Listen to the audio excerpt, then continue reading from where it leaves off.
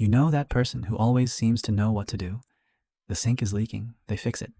Someone's laptop stops working, they somehow figure it out. A family problem appears, and suddenly they are making calls, checking options, solving it before anyone else has even finished panicking. They are the person everyone turns to when something breaks. And maybe that person is you. Maybe you are the one who stays calm in chaos, the one who notices what needs to be done, the one who carries the tools, the answers, the backup plan, the emergency charger, the emotional duct tape. People may call you capable, reliable, strong, but sometimes being the person who knows how to fix everything is not just a skill.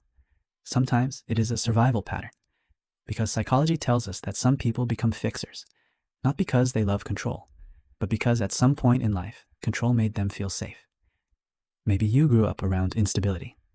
A parent's mood changed quickly. Money felt uncertain. Problems were ignored until they became emergencies.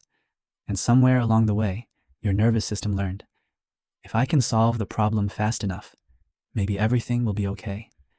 So now, when something goes wrong, your brain does not simply think. It activates. You scan the room.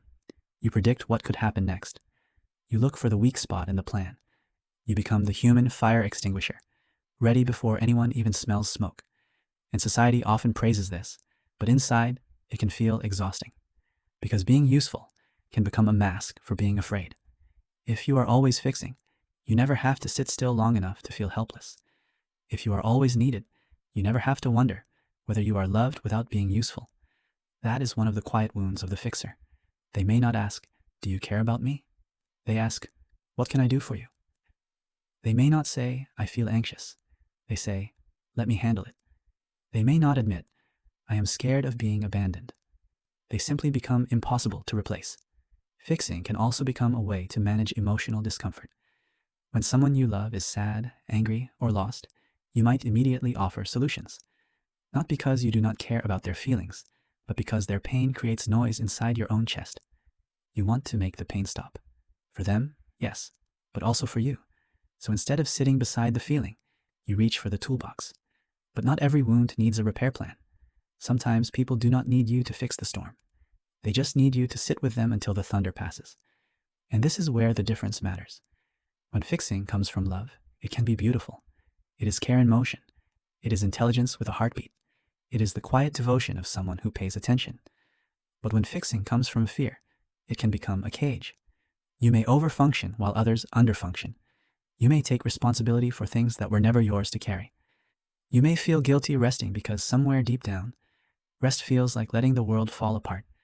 And slowly, your life becomes a room full of broken things that everyone expects you to repair. Except you. The person who knows how to fix everything often forgets to ask one simple question. Who helps me when I break? Because you are not just a solution machine. You are not just the calm one, the strong one, the capable one. You are a person with needs, limits, tenderness, and tired places inside you. You do not have to earn love by being endlessly useful. You do not have to turn every ache into a project. Sometimes healing begins when you put the toolbox down, breathe, and let someone see the part of you that does not have an answer. Because maybe your gift was never just knowing how to fix everything. Maybe your deeper healing is learning that you are still worthy when you cannot fix anything at all.